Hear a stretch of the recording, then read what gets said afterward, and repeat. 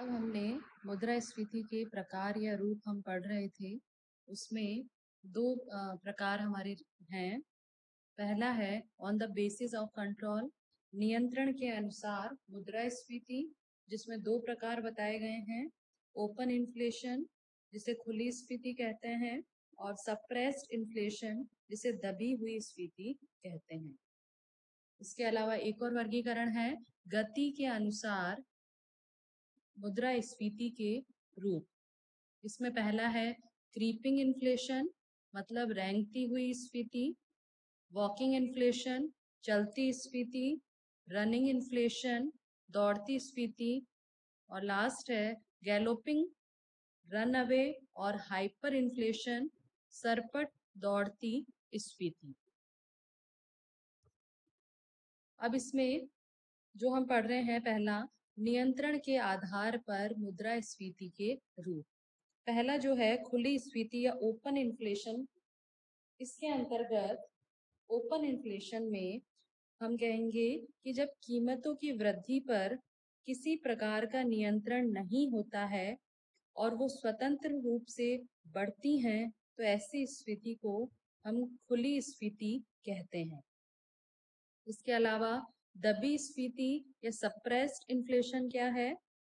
इससे अभिप्राय उस सिचुएशन से है जिसमें सरकार द्वारा कीमत नियंत्रण तथा राशनिंग की नीतियों द्वारा कीमतों को नियंत्रित करने का प्रयास किया जाता है।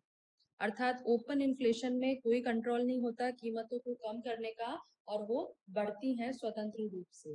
इसके विपरीत सप्रेस्ड इन्फ्लेशन या दबी स्फीति में सरकार कीमत नियंत्रण की तरीकों जैसे राशनिंग की नीतियों के द्वारा कीमतों को नियंत्रित रखने का प्रयास करती है या उन पर एक दबाव रखती है कि वो ज्यादा उनमें वृद्धि न हो।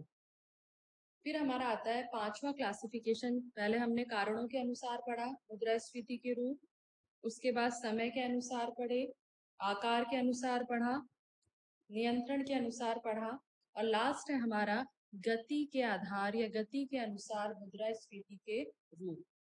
इसके मुख्यतः चार रूप होते हैं। पहला क्रीपिंग इन्फ्लेशन या रेंगती स्फीति। क्रीपिंग इन्फ्लेशन यह वह स्थिति होती है जब कीमत स्तर में धीरे धीरे वृद्धि होती है। कि क्रीपिंग मतलब रेंगती हुई, मतलब धीरे धीरे उसमें इंक्रीज हो रहा है।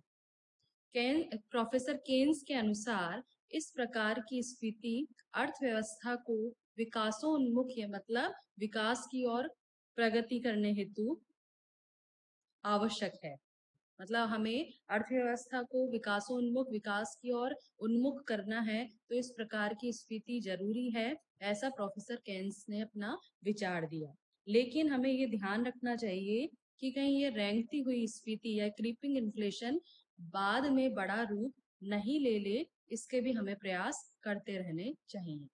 इसके बाद आता है चलती स्फीति या वॉकिंग इन्फ्लेशन। रेंगती स्फीति क्या है? वो हमने देखा जिसमें धीरे धीरे होती है वृद्धि। चलती स्फीति क्या है? जब रेंगती स्फीति की गति कुछ बढ़ जाने पर हमें कीमत वृद्धि के या मुद्रा स्फीति के कुछ खतरे के निशान या चिन्ह दिखाई देने लगे, तो हम उसे चलती स्फीति की स्थिति कहते हैं। मतलब जब रेंगती स्फीति जो है उसकी स्पीड बढ़ जाए तो हमें चलती स्फीति हम उस स्थिति को चलती स्फीति कहेंगे।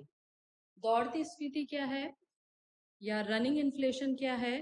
इस स्थिति के अंतर्गत कीमतों में तेजी से वृद्धि होने लगती है, जिससे स्थिर आय वाले लोगों को अनेक कठिनाइयां होती हैं। स्थिर आय वाले लोग मतलब जिनकी इनकम फिक्स रहती है, वो अर्थव्यवस्था में परिवर्तनों के अनुसार परिवर्तित नहीं होती है।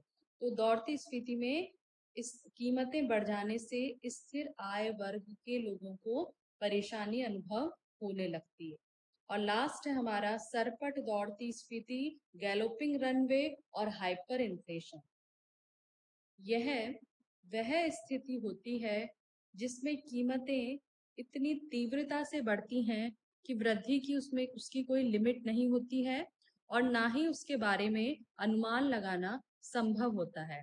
अर्थात हम इसमें कह सकते हैं कि इस स्थिति में मुद्रा का मूल्य इतना अधिक गिर जाता है कि लोगों का मुद्रा में विश्वास नहीं रहता और इस प्रकार की स्थिति के कारण संपूर्ण अर्थव्यवस्था अस्त व्यस्त हो जाती है।